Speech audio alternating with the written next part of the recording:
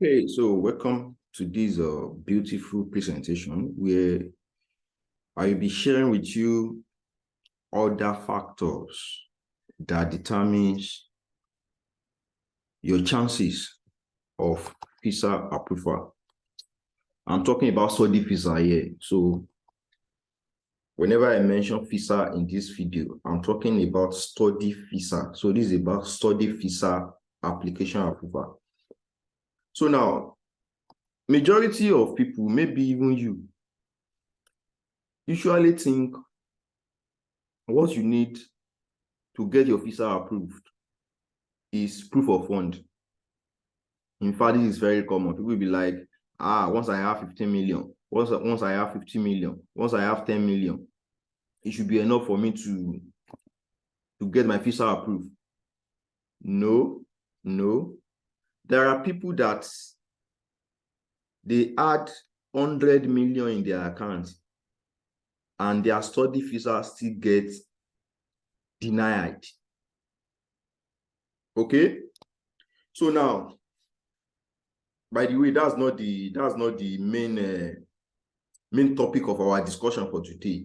But if you want to know some of the reasons why your visa can be denied based on proof of fund, I have a link to a video that I explain 5 different reasons why your visa can be denied due to proof of fund. So proof of fund alone has its own different reasons. It's not about having money. What are the explanations around this money? So I explained 5 reasons why your visa can be denied based on proof of fund in a video. So I will drop a link to that video. So now let's leave proof of fund aside now. So now let's say you have a satisfied proof of fund, you have enough money and you meet every requirement around proof of fund. Then there are still other factors. In fact, many factors. But we won't be able to touch all the factors. But there are two critical factors. 2 very critical, very key factors. They are also as important as proof of fund. These other 2 key factors are also as important as proof of fund. If you have satisfied all what you need for proof of fund, if any of these 2 key factors are missing, your visa will be denied. If any of these other 2 is missing, your visa will be denied. Okay, and if you have satisfied these other 2, if proof of fund is missing, your visa will be denied. So making 3 factors now. Like I said, for proof of fund, I have a video on that.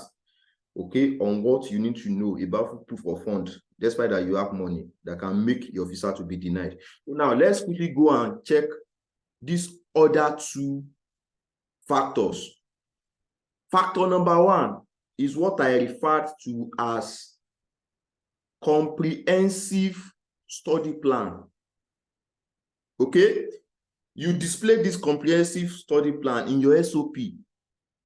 If your SOP is not well detailed, is not well explained, is not well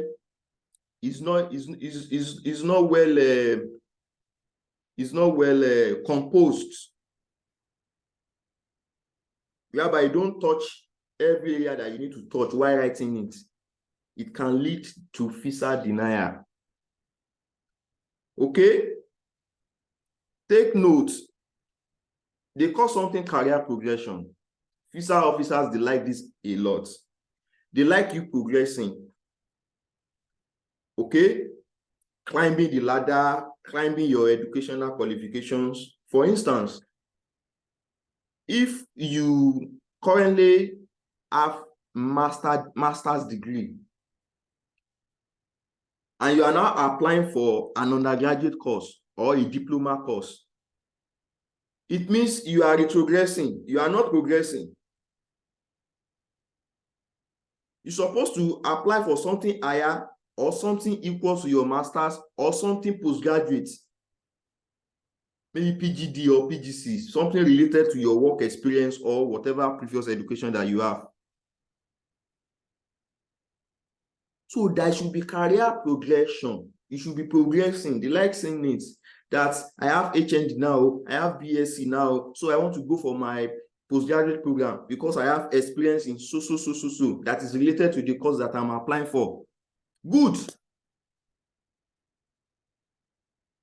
So the course you are applying for, is it higher than the current education qualification that you have? Is it related to the work experience that you have? Any of these two must match. Is either it's related to the previous education or it is related to maybe you have work experience.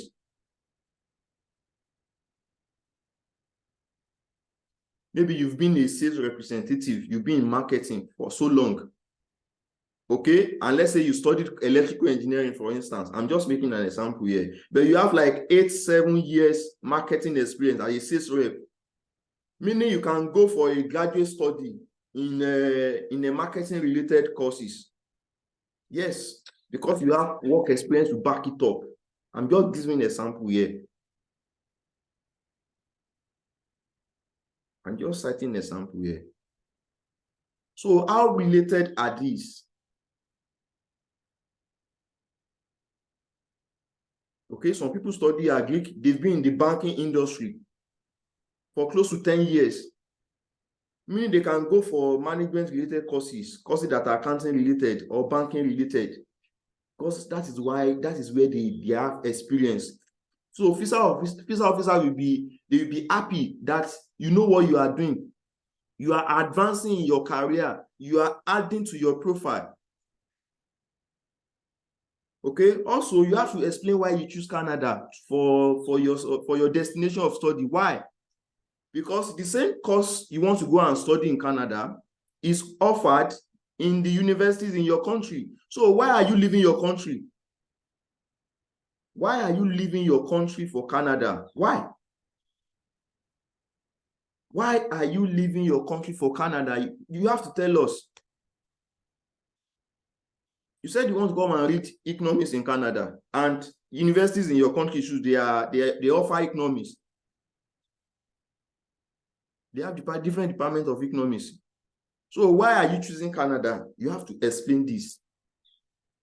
The school you are going to, is the school a DLI? DLI means designated learning institute. These are schools that are approved by Canadian government to host international students. So you need to confirm that if that school is a DLI, they want to know, is the school that you want to attend, is it approved by Canadian government? Don't worry, if you don't know how to check if a school is a DLI, we drop a link below this video too for you to be able to check. Okay, so comprehensive study plan that you will demonstrate in your SOP is very key to your visa approval. So now, the second factor is home ties. Home ties. So what is home ties? So now, visa officers also want you to express that after your study, you tell us that you are coming to study in Canada. So after your study, what is the assurance? What is the assurance that you will leave Canada? What is the assurance? So you need to give them some points. You need to give them some evidences that, okay, I have family in my home country. So because I have family, I do not want to leave my family. So I just came here to study. After my study, I will go back to my family. That's an example. Or I have employment. My job is waiting for me. They only gave me study leave. I have business back in my country. So I have to go back to my business. So after my study, I go back to my business. I have investments. I have properties, maybe landed property, maybe housing property. Bring up all of these things. Make it as an evidence in your application. Let them see that you have all of these things back in your own country, and they will be the reason why you will have to leave Canada after your study. You and I know that you are not leaving. You want to go and become permanent residents. They know. You know that you are lying, but don't worry. Just tell them that way. They want to see you expressing it that way. All of us know that you are not coming back. You want to from study, you want to apply for PR, for permanent residence, and later become citizen or be working there, become a normal person over there. We know. But there is procedure, there is protocol that you need to follow. Okay, so these are other two key factors apart from proof of fund.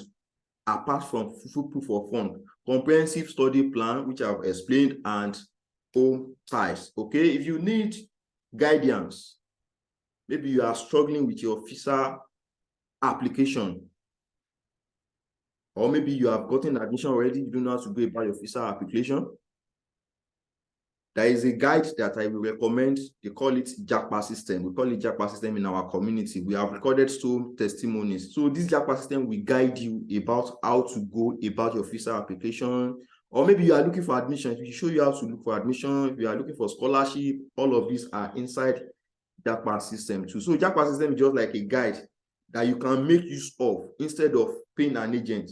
So now when you get Japa system, you become the agent of yourself.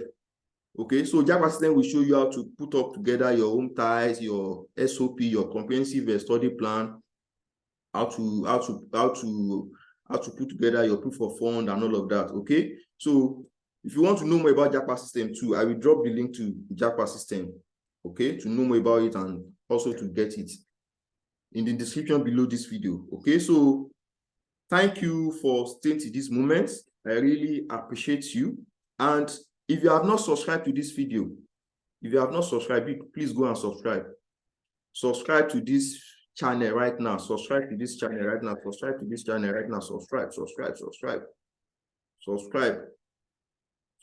to this channel right now, because I usually drop videos like this, maybe weekly, every week. So I will not want you to miss out. So subscribe to this channel so that you can be the first person to see these videos that I normally drop. Okay, see you in my next video. That is if you subscribe. So subscribe.